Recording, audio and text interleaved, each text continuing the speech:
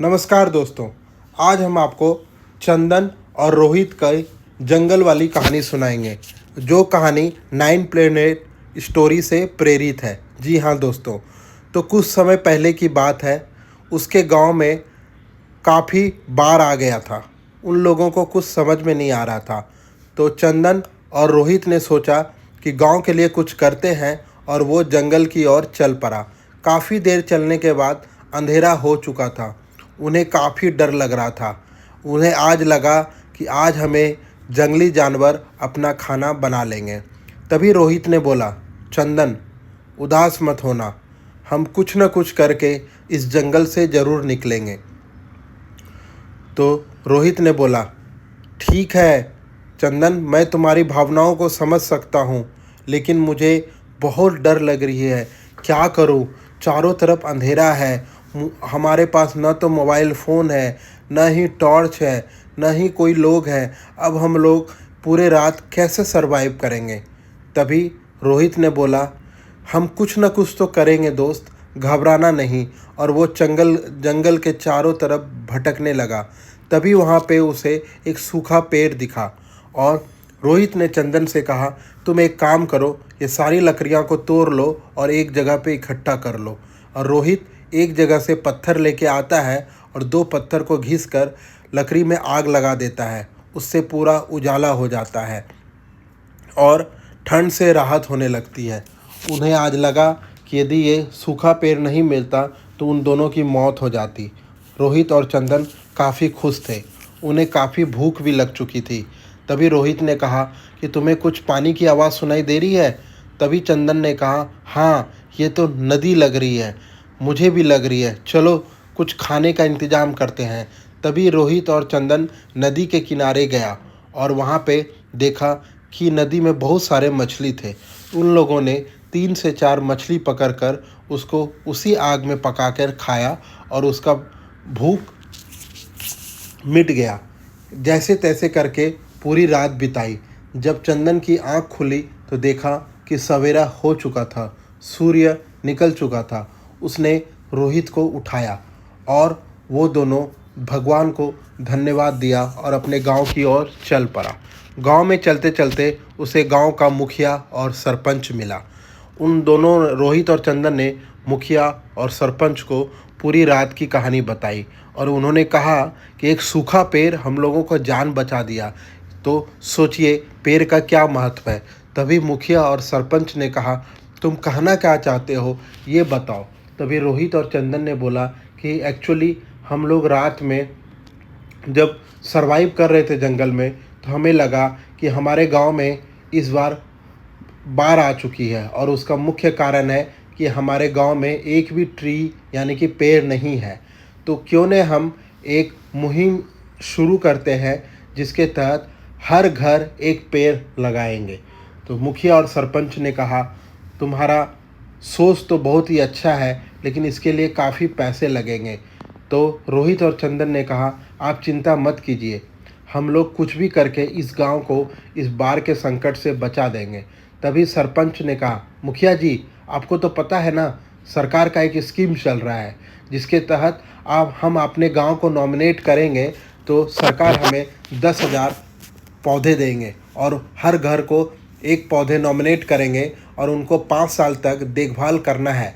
यदि वो पौधा सरवाइव करके 5 साल बड़ा पेड़ बनता है तो सरकार सभी लोगों को उचित इनाम देगा। ये सुन के रोहित और चंदन खुश हो गया। अरे, ये तो सरकार का बहुत ही अच्छा स्कीम है मुखिया जी, आज ही हम अपने गांव के लिए अप्लाई कर देते हैं। तो सरपंच ने कहा, देर किस बात की, मेरे पास तो एक फॉर्म भी है। तो चंदन ने बोला, लाओ अभी भर देते हैं। और रोहित और चंदन ने मिलकर उस फॉर्म को भर दिया। मुखिया जी उसी दिन सरकार के ऑफिस में जमा करके अपना अप्रूवल ले लिया। अगले ही दिन 20 ट्रक में 10,000 पौधे गांव पहुंच गए। सारे गांव वाले एक जगह इकट्ठा हो गए थे। सभी लोग काफ़ी हैरान थे, ये क्या? तो रोहित और चंदन ने माइक से पूरे गांव को समझाया कि ये एक सरकार की मुहिम है। जैसा कि आप सभी लोग जानते हैं, इस बार हमारे गांव में बाढ़ की समस्या आ गई थी।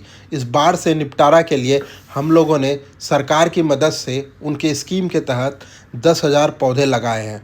चूँकि हमारे गांव में 1000 घर है, तो सभी घर वालों को 10-10 पौधे मिलेंगे। आप लोगों को करना क्या है कि इस पौधे को 5 साल तक इसकी सेवा करना है, इस पौधे को बड़ा करना है। जब यह पेड़ का रूप धारण कर लेंगे तो हमारे यहाँ सॉइल इरोजन रुक जाएगा और बाढ़ की समस्या ख़त्म हो जाएगी। और यदि हमारा गांव इस कंपटीशन में श्रेष्ठ आता है, नंबर 1 आता है, तो हमें और भी 1 लाख पेड़ मिलेंगे। तो क्या सभी गांव वालों तैयार हो?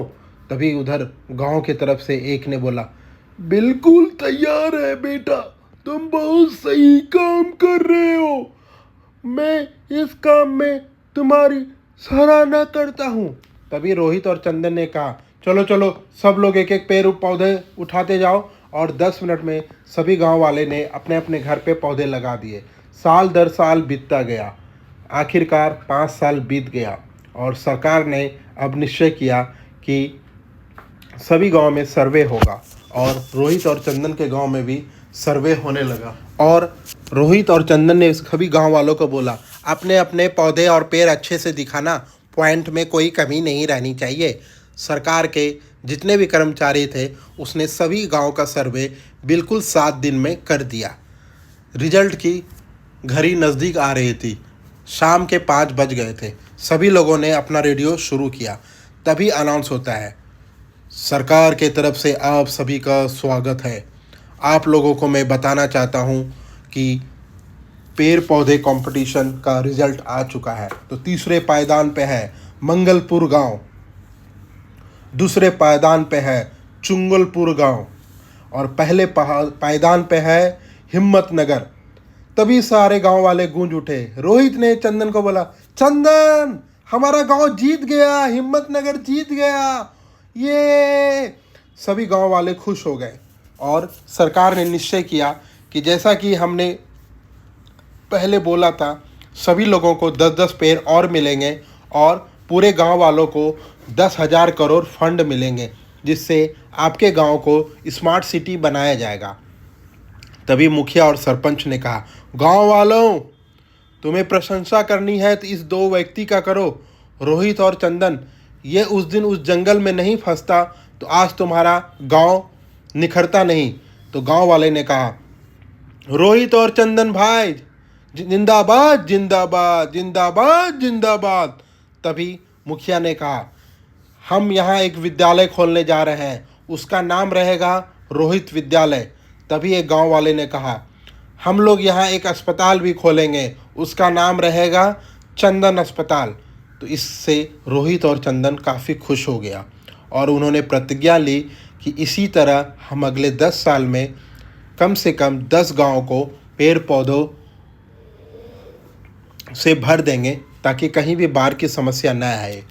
और उसने अगले 10 साल में सभी गाँव में लाख लाख पेड़ लगा दिए। ये देख के सरकार काफ़ी खुश हुए। सरकार ने कहा कि रोहित और चंदन को नॉमिनेट करते हैं सर्वश्रेष्ठ पुरस्कार के लिए।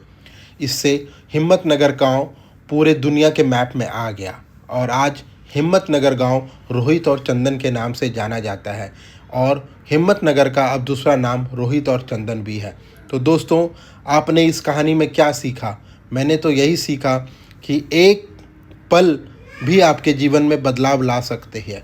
यदि रोहित और चंदन उस दिन जंगल में नहीं फंसता, यदि वो पेड़ सूखे लकड़ी नहीं मिलता और वो आग नहीं लगा पाते, तो शायद उस रात वो लोग सरवाइव नहीं कर पाते और सरवाइव नहीं कर पाते तो उसका गांव भी आज डूब चुका होता। तो इससे हमें ये सीख मिलती है कि कभी भी कोई भी सिचुएशन हो, हमें घबराना नहीं चाहिए। जैसा कि हमें पता है कि हमारे इस प्लैनेट में 9 प्लैनेट है। सन से शुरू होता है, प्लूटो पे ख़त्म होता है और जिसमें पृथ्वी अपना तीसरे नंबर पे आता है। तो वो भी हमें ये बताता है कि सबका अपना स्थान है, अपने स्थान को समझे और अच्छे कर्म करें। अच्छे कर्म करेंगे, फल की चिंता न करें। तो दोस्तों, हमारी कहानी कैसी लगी? यदि आपको हमारी कहानी अच्छी लगी हो तो प्लीज़ चैनल को सब्सक्राइब करें, वीडियोस को लाइक करें, कमेंट करें, शेयर करें और बने रहें हमारे चैनल के साथ। इसमें और भी बहुत सारी हिंदी कहानियाँ हैं और हमें कमेंट करके बताएं कि आप कौन से टॉपिक पे और हिंदी कहानी सुनना चाहते हैं। तब तक मिलते हैं किसी अगले वीडियो में किसी अगले कंटेंट के साथ। जय हिंद, जय